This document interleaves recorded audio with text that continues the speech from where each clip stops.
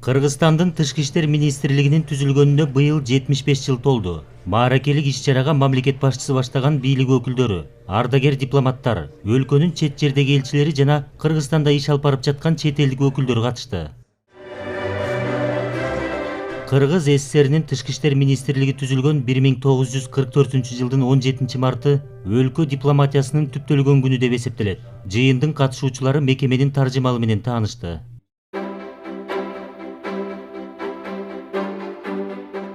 Кыргызстандын дипломатиялык кызматынын 75 жылдык тарыхы 1944 жылдан башталат.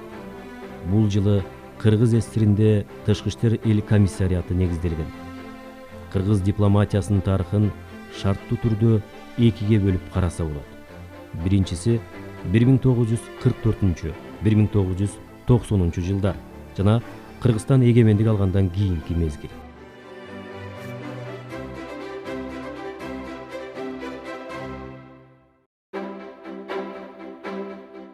Туңгуч министр кызматын Казы Диканбаев аркалаган. Ал эл аралык мамилелердин бекемделишине салымын кошкон. Анын жолун Шамшы Таянов, Гүлүпа Кондучалова, Сакин Бегматова, Жамал Ташыбекова, Роза Отунбаева жана Жаңыл Түмөнбаева улаган. Тышкы иштер министрлигин ошондой эле Муратбек Иманалиев, Эднан Карабаев, Аскар Айтматов, Аликбек Жикшенкулов, Кадырбек Сарбаев, Руслан Казакбаев, Эрлан Абдылдаев жетектеп келген. Учурда өлкөнүн Тышкы иштер министрлиги министр Чыңгыз Айдарбековдун жетекчилигинде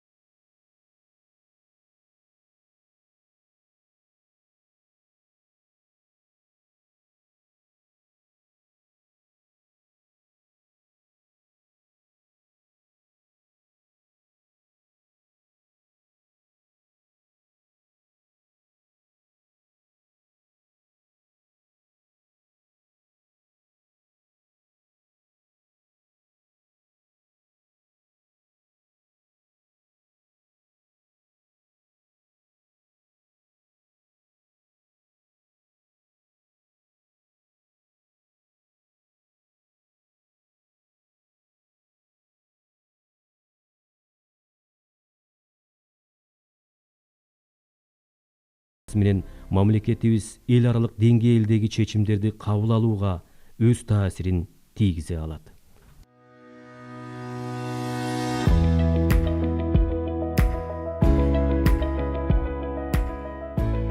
Кыргыз Республикасынын президенти Сооронбай Жээнбеков быйыл Кыргыз Республикасынын тышкы саясатынын концепциясы жөнүндө жарлыкка кол койду. Ага ылайык Кыргыз Республикасынын тышкы саясатынын натыйжалуулугун камсыз кылуу максатында Кыргызстандын тышкы саясатынын концепциясы бекитилди. Мындан тышкары дипломатиялык кызмат жөнүндө мыйзам бар. Мыйзам дипломатиялык кызматтын укуктук негизин белгилейт, анын милдеттерин аныктайт. Тышкы иштер министрлиги жана Кыргызстандын бирдиктүү тышкы саясатын жүргүзүүдөгү анын координациялоочу ролун күчөтүү жөнүндө президенттин жарлыгы бар. Анда тышкы иштер министрлигинин укуктары менен милдети так көрсөтүлгөн. Кыргызстан дүйнө жүзүндөгү 163 мамлекет менен дипломатиялык мамиле түздү. Шанхай кызматташтык уюму, көз карандысыз мамлекеттердин шериктештиги, Жамааттык коопсуздук келишим уюму, Евразиялык экономикалык биримдик, Европадагы коопсуздук жана кызматташтык уюму, Түрк кеңеши жана башка бир катар уюмдардын толук кандуу мүчөсү болуп, өлкөлөрдүн интеграциялык процессине активдүү катышууда. Кыргызстан өнөктөш өлкөлөр менен эки тараптуу жана эл аралык уюмдардын алкагында соода экономикалык, саясий, маданий гуманитардык, коопсуздук багытындагы кызматташтыкты тең салмактуу өнүктүрүүдө. Өлкөбүздүн тышкы саясатын улуттук кызыкчылыктарыбызга шайкеш жүргүзүп, эл аралык аренада татыктуу коргоодо Кыргызстандын дипломаттарын алдыда дагы да көптөгөн милдеттер күтүп турат.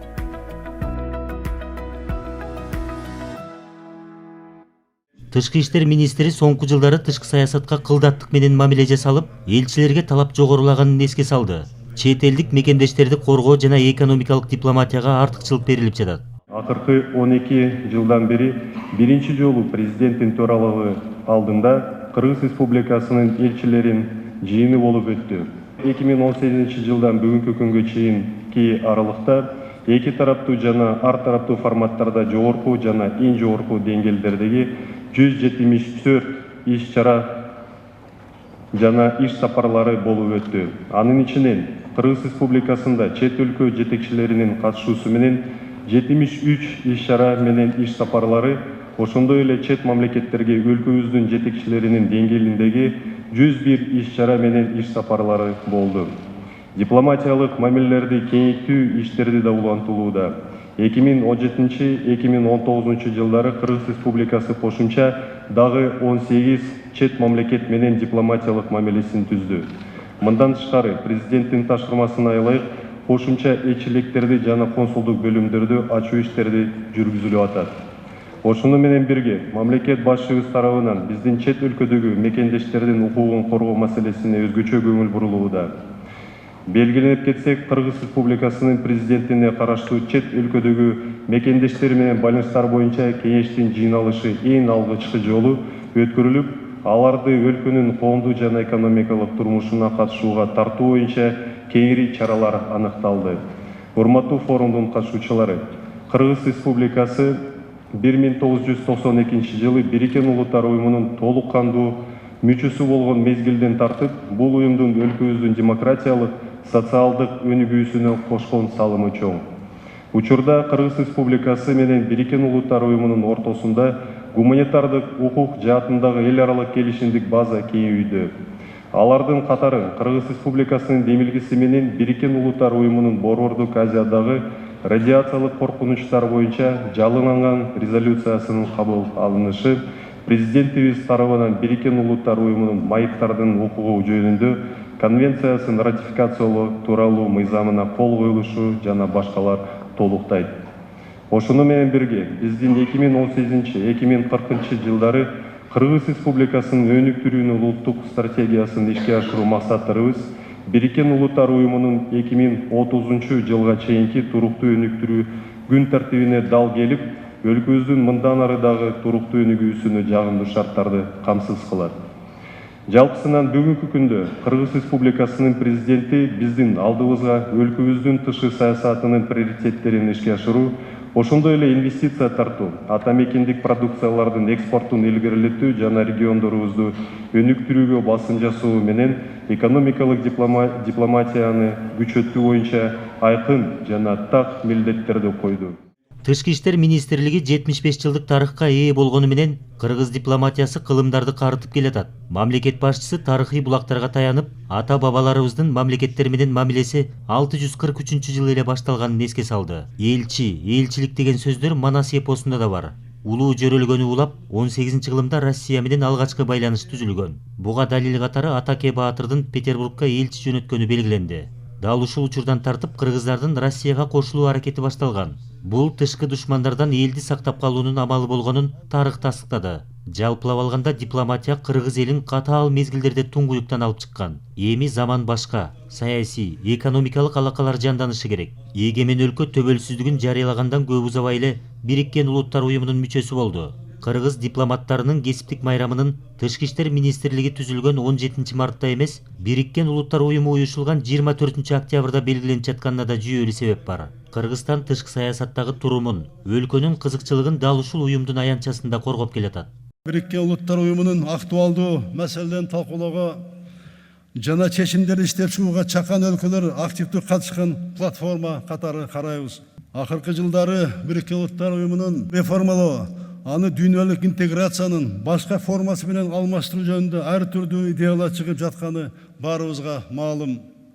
Биз Кыргызстан жаңы реформалар аркылуу бул универсалдуу эл аралык уюмду чындап, анын эффективдүүлүгүн жана таасирин жогорулатуу зарыл деп эсептейбиз.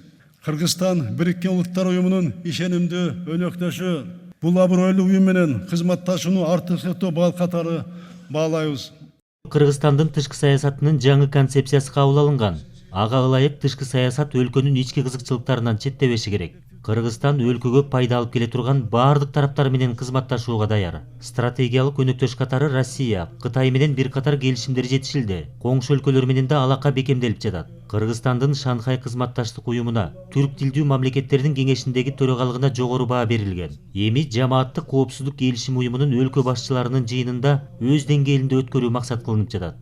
Кыргыз Республикасынын көп вектордуу, тең салмакталган жана прагматиялык тышкы саясатты жүргүзүүнү көздөйт.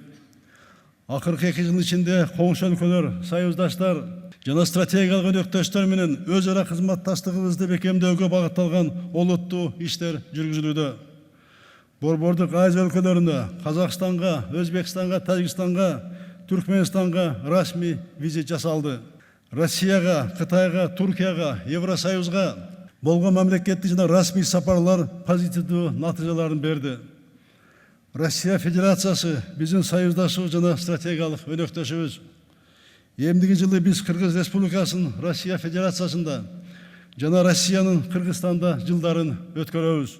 Кыргызстан дүйнөлүк коркунучтар менен күрөшүүдө эл аралык демилгелерди кубаттайт. Маселен, глобалдык экологиялык коркунучтарды токтотуу боюнча ишке жигердүү аралашып жатат. Себеби климаттык өзгөрүүлөр ак карлуу ала тоого да өз таасирин тийгизет. Бул багытта иш алып баруу жаратылыш сакчыларынын гана милдети эмес, экологияны эл аралык кызматташуу аркылуу сактап калууда дипломаттардан кесипкөйлүк талап кылынат. Аларга дал ушул багытта бир катар тапшырмалар берилген. Салтанаттуу иш-чараны утурлап, климаттын өзгөрүүсүнө байланыштуу Париж макулдашуусун ратификациялаган мыйзамга кол коюлду. Бул макулдашууну ишке ашыруу үчүн биздин салымыбыз төмөнкү багытта болот.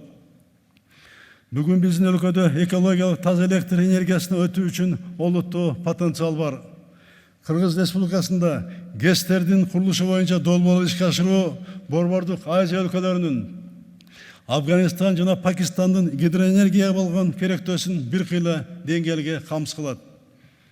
Бүтүндөй ири регионду туруктуу өнүктүрүү жана экологиялык зыян ресурстарды колдонуу азайтуу үчүн жагымдуу шарттар түзүлөт.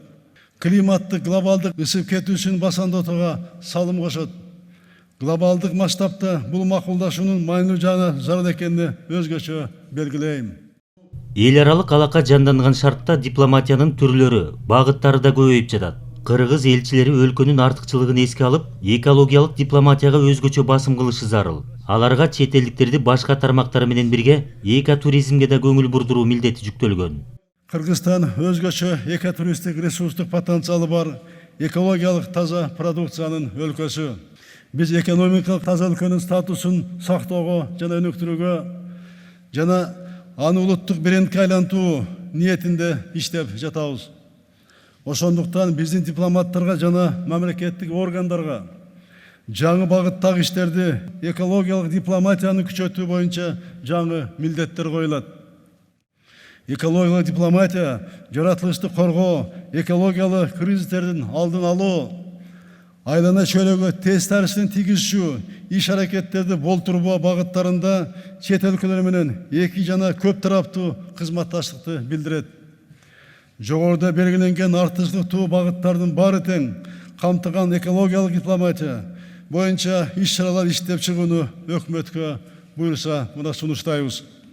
Тышкы иштер министрлигине элчилерди электен өткөрүү тапшырмасы берилген. Эми алардын мөөнөтү аяктай турган учурду күтүү тажрыйбасы жоюлат. Натыйжа көрсөтпөгөн элчилер кайсы убакта болбосун чакыртып алынат. Маселен, коңшу өлкөлөргө дайындалган өкүлдөр чек ара маселесин чечүүдө баардык дипломатиялык жөндөмдү пайдаланышы зарыл. Президент чектеш мамлекеттердин ортосундагы кызматташтыкты арттыруу зарылдыгын да элчилердин эсине салды. Ошондой эле инвестиция тартып, алыстагы мекендештердин укуктарын коргоо да маанилүү милдеттер. Дипломаттар элчилик кызматты эс алып келүү катары түшүнбөшү керек. Мекеменин мааракесине карата бир катар кызматкерлер энчилүү саат менен сыйланып, айрымдарына дипломатиялык даража ыйгарылды. Биринчи кезекте адамдар менен сүйлөшүүнү билиш керек. Эки элдин достугун чыңдашты билиш керек. Тубаса дипломат болсо, анан дагы жакшы болот. Мен ойлойм, ар бир дипломат биринчи кезекте адам болуш керек. Адам болуш керек. Биз мисалы үчүн ошол жерде башка мамлекетте барган биздин эмгек мигранттарын кызыкчылыгын дагы коргобоштун, ошол мамлекетте төрөлгөн кыргыз аттууларды дагы өзүбүзгө жакын тартып, ошолор менен иш алып баратабыз бүгүнкү күндө. Өзбекстанда өзүңөр билесиздер, Манас айылында өтө жакшы иш-чаралар өтөт. Кыргызстан Бириккен Улуттар уюму, Жамааттык коопсуздук келишим уюму, ШКУ, ЕАЭП көз карандысыз мамлекеттердин шериктештик өңдүү уюмдардын аянтчаларында да эл аралык мамилени бекемдеп келатат.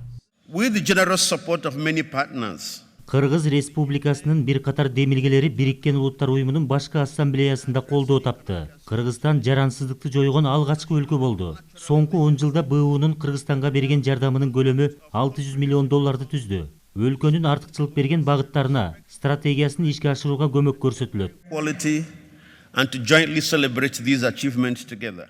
Мүмкүнчүлүктү оон бизге берди. Биз баарына катышып атабыз. Биз дагы мондай демилгелерди көтөрүп атабыз. Биз көтөргөн демилгелерди алар колдоп атат. Манастын 1000 жылдыгын өткөрдүк. Жанагы тоолук райондор боюнча өткөрдүк. Дагы ушундай жакшынакай цифровизация ушулардын баарын өткөрүп атабыз. Бирок эми жоопкерчилик бизде болуп атат. Ушуну азыр абдан жакшылап көтөрүп иштесек, жакшы деңгээлге өсөбүз деген ой бар. Мекеменин мааракесине чогулган дипломаттар, ардагерлер өлкөнүн тышкы саясаты ырааттуу, жемиштүү уланышына тилектештигин билдирип, иш-чараны жыйынтыкташты. Калыгул Асанбаев, Бактурсун Дүйшөнбеков, Ала Тоо 24.